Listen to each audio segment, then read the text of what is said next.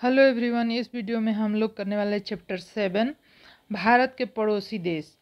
तो यह जो है बिहार बोर्ड क्लास 9 की जियोग्राफी है। ठीक है, तो भारत के जो पड़ोसी देश है उसके बारे में हम यहाँ करने वाले हैं, नाइबर कंट्री ऑफ इंडिया।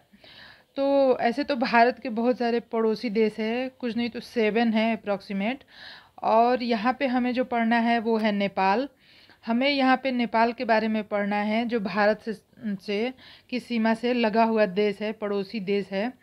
तो चलिए स्टार्ट करते हैं। यहाँ पे नेपाल भारत का एक पड़ोसी देश है। ठीक है, नेपाल जो है क्या है, भारत का एक पड़ोसी देश है।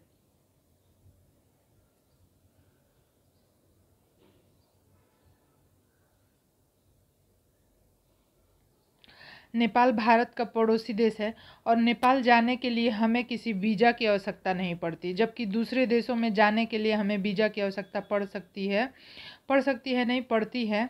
ठीक है, लेकिन नेपाल जाने के लिए हमें वीज़ा की आवश्यकता नहीं पड़ती है।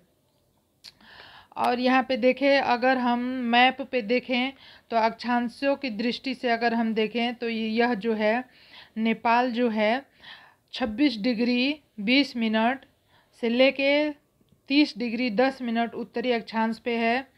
और इसका देशांतर देखें तो 80 डिग्री 15 मिनट से लेके 88 डिग्री 10 मिनट पूर्वी देशांतर के बीच में देखा जा सकता है। यह देश जो है चारों तरफ से स्थल से घिरा हुआ है।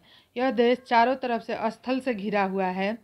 ठीक है, और यह देश जो है, मान लीजिए यहाँ पे भारत हो गया। तो यहाँ पे भारत हो गया, तो यहाँ पे बीच में हमें क्या मिलता है, हमें नेपाल मिलेगा। और इधर हमें क्या मिलेगा, इधर हमें यहाँ हमें तिब्बत मिलेगा। ठीक है, तो इस तरह से स्थिति है इस देश की।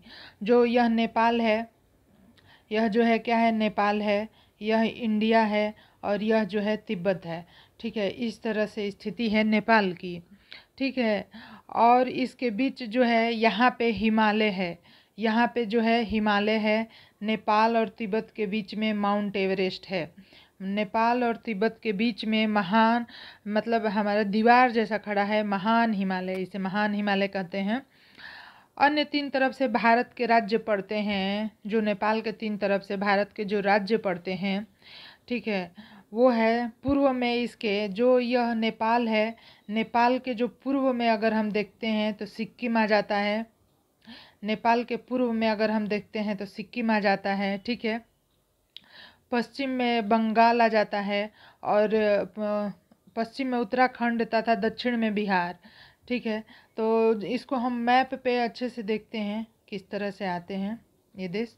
ठीक है, तो इसमें पूछा जा सकता है कि नेपाल के पूर्व में सिक्किम है, पश्चिम में बंगाल, पूर्व में सिक्किम एवं पश्चिम बंगाल है। ठीक है, पूर्व में सिक्किम और पश्चिम बंगाल है। जो नेपाल है इसके, अगर नेपाल है यहाँ पे सेंटर में, तो इसके ईस्ट में क्या क्या है, यहाँ पे हमारे सिक्किम हो जाता है और पश्चिम वेस्ट बंगाल हो जाता है। ये 2 राज्य हैं। ठीक है, पश्चिम में इसके जो है, इसके पश्चिम में उत्तराखंड है और दक्षिण में इसके बिहार है। इस तरह से नेपाल की स्थिति है। हाँ, मौर्य शासन काल में जो है बौद्ध संस्कृति का मुख्य केंद्र जो है लुम्बिनी यहाँ पे है, गौतम बुद्ध का जन्म स्थान है।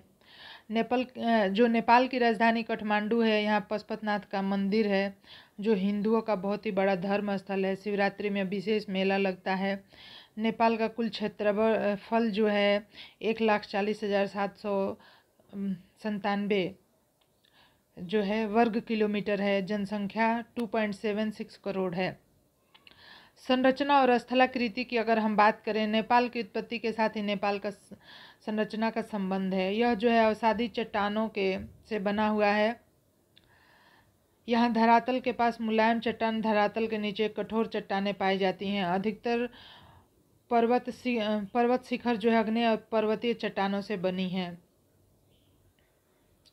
अब यहाँ स्थलाकृति के आधार पर नेपाल को 3 भागों में विभक्त किया गया है। पहला, दक्षिण का उपजाऊ तराई, जो देश के दक्षिण भाग में भारत की सीमा से सटा है। इस भाग की औसत ऊंचाई 300 मीटर है।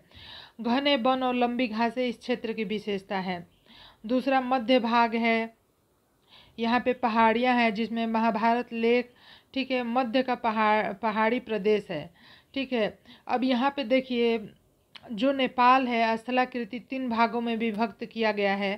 पहला दक्षिण का उपजाऊ तराई प्रदेश है और जो कि भारत की सीमा से सटे है। इस भाग की चौड़ाई 300 मीटर है। घने वन और लंबी घासें पाई जाती हैं क्षेत्र की। दूसरा पहाड़ी प्रदेश है, इसमें महाभारत लेक और चूड़े की पहाड़ियाँ मिलती हैं। महाभारत लेक और चूड़े की पहाड़ियाँ मिलती हैं। यह भाग समुद्र तल से 500 से 1500 मीटर ऊंचा है और इसमें अनेक छोटी छोटी पहाड़ियाँ शंकुधार वृक्ष होते हैं। इस क्षेत्र के उत्तरी भाग में शिवालिक की पहाड़ियाँ, यहाँ अनेक घाटियाँ, काठमांडू की घाटियों सौंदर्य के लिए प्रसिद्ध है। तीसरा भाग हिमालय श्रेणी है। प्रदेश नेपाल के उत्तरी भाग तक पर फैला इस क्षेत्र में अनेक ऊंचे ऊंचे पर्वत शिखर हैं जो पर्वतारोहियों को आकर्षित करते हैं। विश्व का सर्वोच्च शिखर माउंट एवरेस्ट है। अब यहाँ पे देखिए जो नेपाल का आकर्षण है, यहाँ के पर्वत शिखर जो है, नेपाल के जो पर्वत शिखर हैं वो बेहद आकर्षण है। तीर्थयात्री यहाँ बहुत जाते हैं, घूमने वाले लोग भी यहाँ बहुत जाते हैं। उत्तरी भाग में इसके शिवालिक पहाड़ियाँ हैं, यहाँ अनेक घाटियाँ हैं। काठमांडू की घाटी है, सौंदर्य के लिए प्रसिद्ध है, इसे लोग घूमने जाते हैं। नेपाल 3 भागों में विभक्त है। तीसरा भाग हिमालय की श्रेणियाँ हैं। नेपाल के उत्तरी भाग पर फैला इस क्षेत्र में अनेक ऊंचे ऊंचे पर्वत हैं, पर्वतारोहियों को आकर्षित करते हैं। विश्व का सर्वोच्च शिखर माउंट एवरेस्ट भी यहाँ है। यह नेपाल और तिब्बत की सीमा पर अवस्थित है। इसे सागर मत्था भी कहते हैं। यहाँ स्थित सभी पर्वत शिखर सालों भर हिम से ढके रहते हैं और नदियों में हमेशा जल भरा रहता है और इनका जन्म स्थल भी नेपाल में है। यहाँ के मुख्य शिखरों में मकाऊ है, मेजून है, गौरी शंकर है। सागर के ऊंचे पर्वतों में अपना स्थान रखते हैं। माउंट एवरेस्ट सहित हिमालय श्रेणी साहसिक अभियानों का केंद्र है।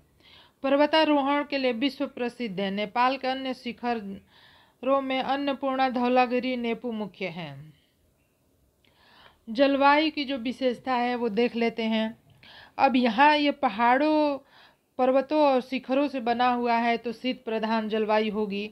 जहाँ पे पर्वत ज़्यादा होते हैं, शिखर ज़्यादा होते हैं, वहाँ की जलवायु भी ठंडी हो जाती है। ठंडियों में यहाँ का तापमान 2 डिग्री रहता है, गर्मियों में 30 डिग्री तक रहता है। और यहाँ का वार्षिक तापमान जो है 1 डिग्री से है, औसत तापमान देखा जाए तो।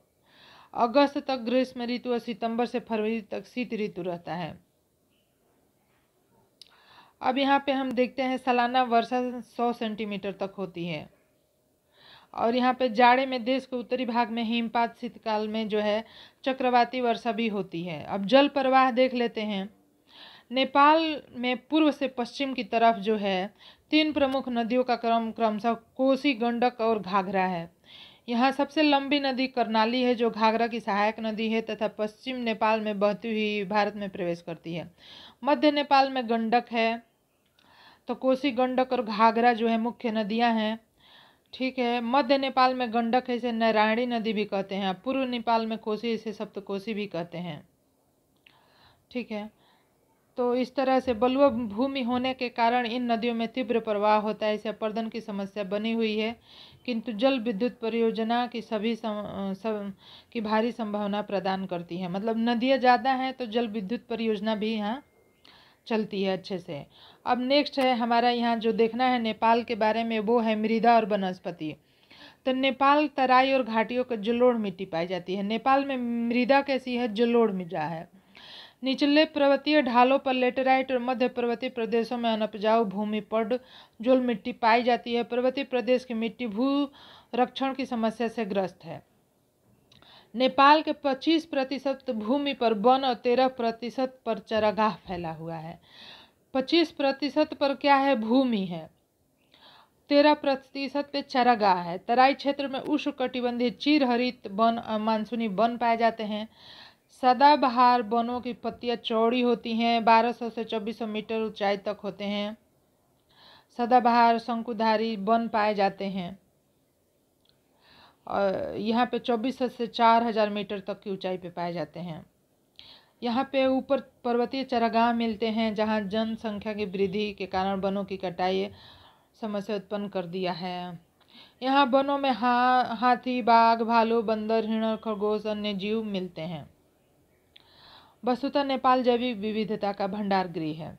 अब यहाँ पे कृषि देख लें तो नेपाल में जीवन निर्वाह कृषि के साथ पशुपालन में मुख्य व्यवसाय है। यहाँ जो है 18% भूभाग पर खेती होती है।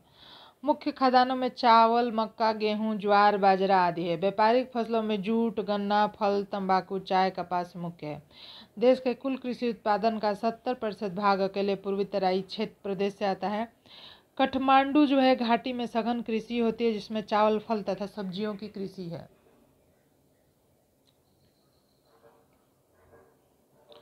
खनन उद्योग तथा अर्थव्यवस्था पर प्रभाव। नेपाल में खनिजों का अभाव है।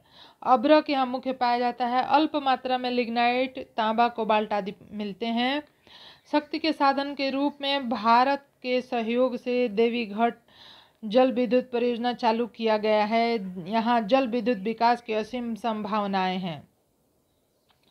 औद्योगिक दृष्टि से नेपाल पिछड़ा हुआ है। यहाँ बड़े उद्योग स्थापित होने वाले कारकों का अभाव है। कृषि और वन आधारित उद्योग यहाँ विकास किया जा रहा है। अब वन आधारित और कृषि आधारित जो उद्योग है वो सूती वस्त्र उद्योग है।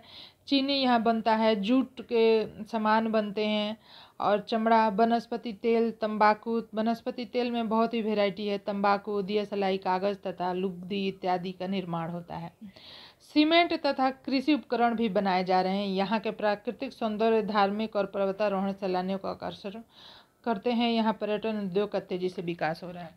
अब जैसे कि यहाँ पे नेपाल की खूबसूरती बहुत ही ज़्यादा है प्राकृतिक, इसलिए घूमने वाले लोग यहाँ बहुत जाते हैं। अब नेक्स्ट है व्यापार। व्यापार में नेपाल का व्यापार खनन उद्योग में हो रही वृद्धि के कारण नेपाल के जो विदेश व्यापार और आर्थिक स्थिति में है सुधार हो रहा है। मुख्यतः भारत, बांग्लादेश, चीन तथा भूटान के साथ यहाँ से सूती और ऊनी वस्त्र, खाद्य पदार्थ, जड़ी बूटियों का निर्यात किया जाता है। भारी मशीनें, बिजली के सामान, वाहनों का आयात किया जाता है। यहाँ मध्यस्थ देश होने के कारण पड़ोसी देश को छोड़कर अन्य देशों के साथ व्यापार हेतु इसे भारत के कलकत्ता बंदरगाह पर निर्भर रहना पड़ता है। ठीक है, विदेशी व्यापार के लिए नेपाल जो है कलकत्ता बंदरगाह पे निर्भर है। काठमांडू देश की राजधानी है। काठमांडू क्या है? देश की राजधानी है। सड़क मार्ग द्वारा चीन और भारत से जुड़ा है। चीन के सहयोग से सड़क उत्तर में हिमालय पार तिब्बत की सीमा तक जाती है। काठमांडू वायु मार्ग से जुड़ा हुआ है सभी महादेशों से। और जो काठमांडू है यहाँ पे आधुनिक सुख सुविधाएं हैं। पोखरा दूसरा बड़ा नगर है, वहाँ एक झील पर्यटकों को आकर्षित करता है। बीजगंज एवं जनकपुर अन्य प्रमुख व्यापारिक नगर हैं। यहाँ के सभी नगर यातायात संचार माध्यमों द्वारा आपस में जुड़े हुए हैं। विकास की भरपूर संभावना है। जल विद्युत, खनिज और कृषि का विकास आधुनिक तकनीकी तथा पड़ोसी देशों के सहयोग से किया जा रहा है। यदि नेपाल में संभावित विकास का स्तर प्राप्त हो जाए तो यह देश पूर्व का स्विट्जरलैंड बन जाए।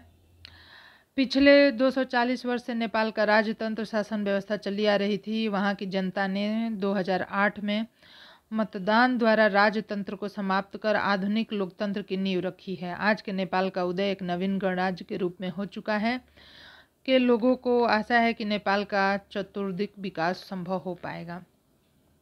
आगे के समय में नेपाल का विकास हो सकता है, कुछ कहा नहीं जा सकता।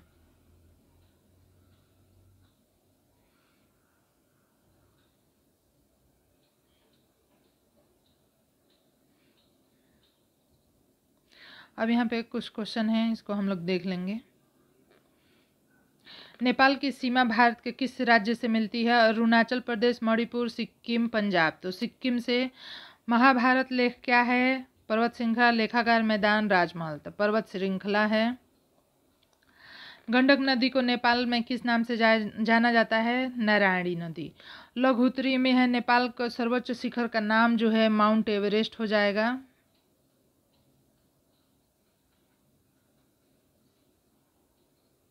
ऊंचाई 8,846 मीटर ऊंचाई है।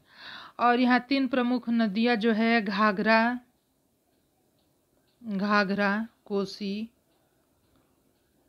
कोसी और गंडक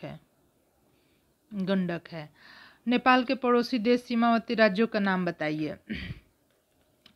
तो देखिए, इसके पूर्व में सिक्किम है, सिक्किम है, वेस्ट बंगाल है, बिहार है, उत्तराखंड है, ये देश हैं। नेपाल की अर्थव्यवस्था कुछ खास नहीं है, क्योंकि आपको पता है यहाँ पे विकास अर्थव्यवस्था तभी विकसित होगी जब उद्योग विकसित होंगे, और बड़े उद्योग विकसित नहीं हो सकते। नेपाल की जलवायु, मृदा तथा जल प्रवाह का वर्णन कीजिए। जलवायु यहाँ की शीत प्रधान है, ठंड ज़्यादा रहती है। मृदा जलोढ़ मृदा पाई जाती है। जल प्रवाह जो है आपको पता है, बहुत सारी नदियाँ हैं, तो उधर से ये नॉर्थ से साउथ की तरफ बहती हैं, तो आप देख सकते हैं। तो आपको वीडियो कैसा लगा ज़रूर से बताएं, और चैनल को सब्सक्राइब करें, लाइक करें और शेयर करें। धन्यवाद।